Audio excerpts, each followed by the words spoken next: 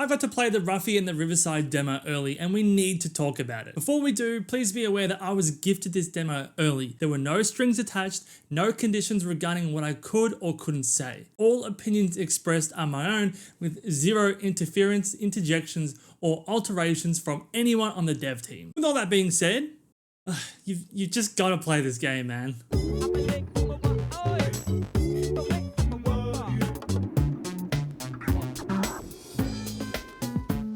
Ruffy and the Riverside tells a tale of a bear with a unique ability called Swap. You need to set out on your way to stop the mischievous villain Groll from destroying the world's core.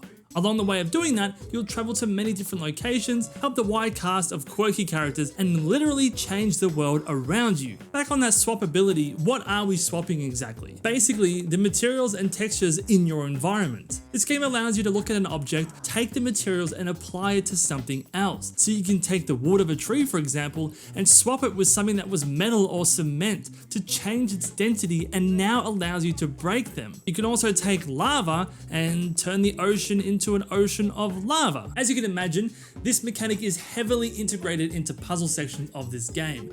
There is a time limit on the swap mechanic, so it's not permanent, but at least in this demo, it really feels like just the right amount of time was given. It's enough time to allow you to experiment, however, it's also limiting you just enough to where you really need to use your noodle to think of alternative solutions to beat the clock in certain puzzles. When you do figure it out, it is extremely rewarding as a result. The demo flawlessly demonstrates these abilities, and as cool as they are, the game also has just so much more on offer, where it feels like the swap mechanic isn't just the game's one-trick pony. Rather, it's one of the many tools in the demo's repertoire that can be called upon and one that is masterfully folded into the wider array of things to do.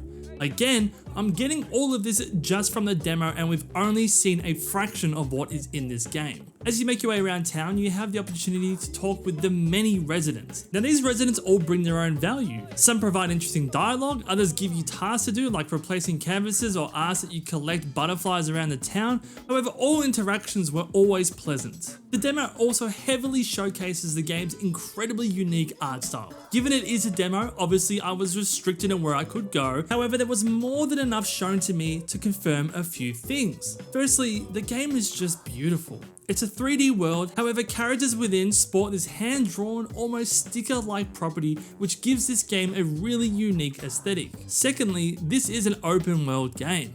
It is also very obvious that by the end of the demo that there are different areas with different biomes or properties that are going to be released when this game comes out. It's been confirmed that there will be 7 outer regions in this game, all of which come with their own unique challenges and settings. So what we're seeing here in the demo is truly a fraction of what will be in the full release. Your main goal in this demo is to unlock adventure stars to unlock these doors. You find more stars within those doors, and if you find enough, you'll eventually unlock the next door, which has higher star requirements. The more stars you get, the more doors you unlock and the further you progress through the narrative. Extra stars are also scattered around the hub world too, which incentivizes players to explore, experiment, and investigate your surroundings. And that all sounds very basic, but the ways in which you get these stars are different all the time. Just in the demo alone, every star I obtained was obtained in a completely different way. I won't spoil solutions here, but some saw me navigating bodies of water, some saw me entering a 2D wall painting, some saw me trying to do my best at performing tricks with a hay bale. If I can gather anything from this demo, it's that there will never be a shortage of things to do in the main game. This also means that the player doesn't know what's around the corner, which means the game is always going to feel fresh. A few other things to note, the controls were extremely tight, which is obviously incredibly important in a 3D platformer such as this. I was a little concerned of Ruffy's 2D appearance and how that would translate into a 3D world of platforming, but he feels great. This demo really captured the magic of those older platformers for me. Back in the day where you would just be plopped into a world and you get out what you put in. For example, this demo rewards you for simply changing the colors of the fruits to one color. This is something so easily avoidable and such an insignificant, some would even say trivial thing to think about. But I thought of it, I tried it, it worked, and I was rewarded for doing so.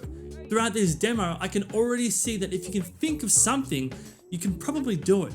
And not just that, but you'll also be rewarded for doing it. It's a testament to the dev team making even the more minute activities something enjoyable. Just a demonstration of how much effort has been put in to every facet in this world to ensure that your time is as enjoyable as possible. The demo also didn't lock me into an area, objective, or puzzle.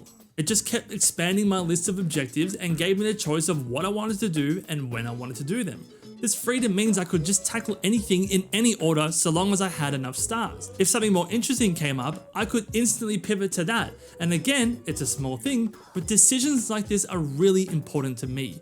Games should be fun, so the less restrictions there are, the better. I'd also like to touch on the placement of the things that you can do and interact with.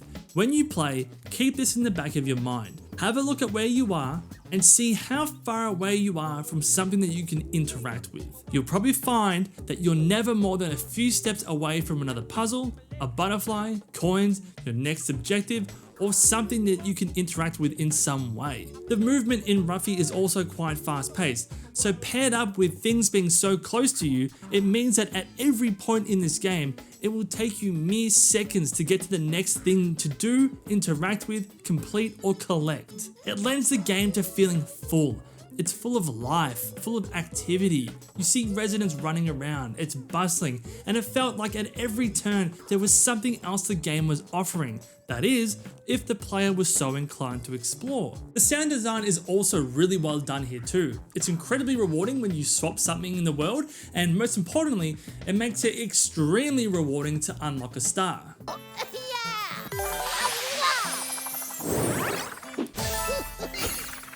Now, just from playing this demo, I've already got a huge sense of the love, dedication, and care that the team poured into Ruffy and the Riverside. This is very clearly a passion project that feels like an absolute privilege to play through. Despite being an indie title, the caliber of quality, imagination, and heart is up there with the best from the golden era of 3D platformers like Jak and Daxter, Banjo-Kazooie, and Ratchet & Clank, just to name a few. Now, speaking of Banjo, I caught the cheeky Easter egg. I found it.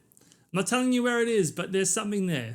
Go find it. So if this demo is at all indicative of how the entire game plays, the team at Zockrates Laboratories have truly created a passion project so full of personality, charm, and love that it needs to be added to everyone's gaming collection. The demo did a perfect job acting as an appetizer for the game. Now I'm extremely hungry for the main course. If any of what I've said has piqued your interest or has resonated with you, you need to download the demo and also wishlist the game on Steam. I can guarantee you that you will not regret it.